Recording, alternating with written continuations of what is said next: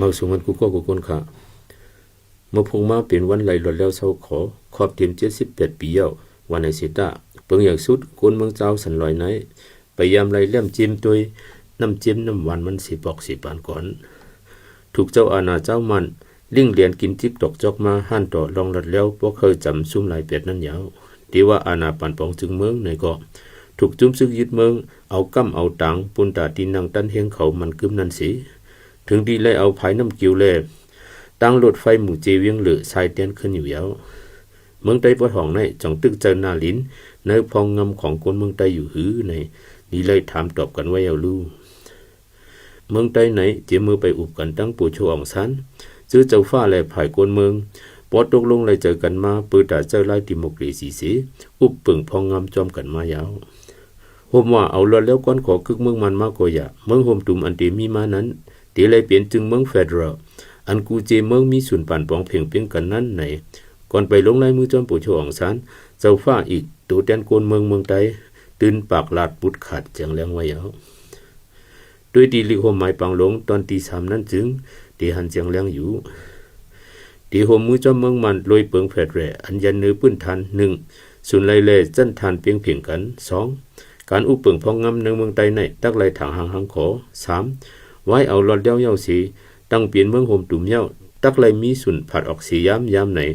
ไล่เจอกันตั้งปู่โชอ่างซันเย้าจังกวยลงลายมือมาในด้วยตีหมายตำปังกุมหลง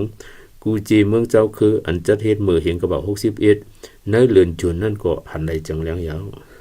ตามหนังหูนาเมืองใต้เขาตั้งเป็นเมืองแฝดไรนั่นปู่โชอ่องซันก็ไล่เจอหันดีแลจังห่มเอาหลอดแล้วมาก่อนไปเอาหลอดแล้วเฮาเลยมีเปิงเงาปึงเมืองตาลงปองจึงยิบแก้มปั่นปองกว่าวันไหนสิจังปล่อยเฮาผู้ลงเหรียญปักเปิงพิงเมืองในเจ้ามันเขาเอาปุ่นพรเขียนเต็มเมื่อยามนั้นในกุนเมืองเจ้าคืออำบ่มีผู้ลงเหรียญป้ายการเมืองอีกป้ายปักเปิงพิงเมืองจังนั้นเปิงเงาปึงเมืองลงอันตีเลยยันเนื้อล็อกเปิงแฟดแรนั่นเขาเอาเปลี่ยนกว่าล็อกเปิงยูนิทรีเพียเดียวในตีเลยหันหูนาเมืองใต้เจ้าใต้เฮาเขาไปหนีไว้เนื้อหมายตำปังกุมหลงกูจีเมืองเจ้าคืออุบกันตามุ่นเมล็อกเมืองเห็นกว่า47นั่นอยู่เลยเปิงเงาปึงเมืองเห็นกว่า47อันเน็ตเขียนเต็มมาตาเฮาคือดันหลดแล้วนั่นสิเมื่อ Professor Hüttinger ฮบอุบต้องถามตัวอุชันทุนก็อ่อนโหดเขียนเต็มมานั้นมันตอบว่าหือไหนยูเนียนอันไหนตั้งเมืองโฮมตุมอเมริกันก็อำเหมือนกันตั้งเมืองโฮมตุมสวิตเซอร์แลนด์ก็อำเหมือนแท้ตัวตั้งอินเดียตั้งอำเหมือนกันกอบสังเลในชื่อจีเมืองเขาในอำเจอสติก legislature อันมีอาณาปองเมืองลู่ของสีจึงเมืองในก้อยเปลี่ยนอันศูนย์กลางเลือกตั้งไว้ก้อยหนาในว่าปองว่าได้จีเมืองตั้งเสียงในมีจื่อมาหลายก้อยตื่นอยู่ใต้หลวงปองจึงศูนย์กลางกุ้มกำก้อยแหลบ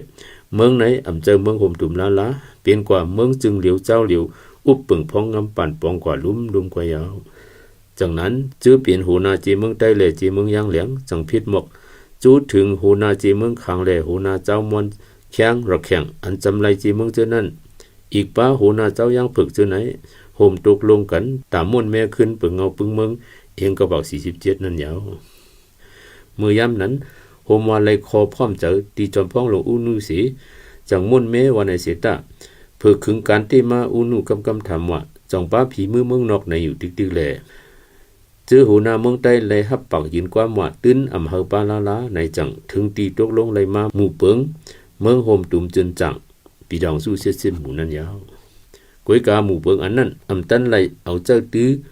ลงมือพอสร้างมาจุมซึกในวุ้นยี่สิมอาณาอำกา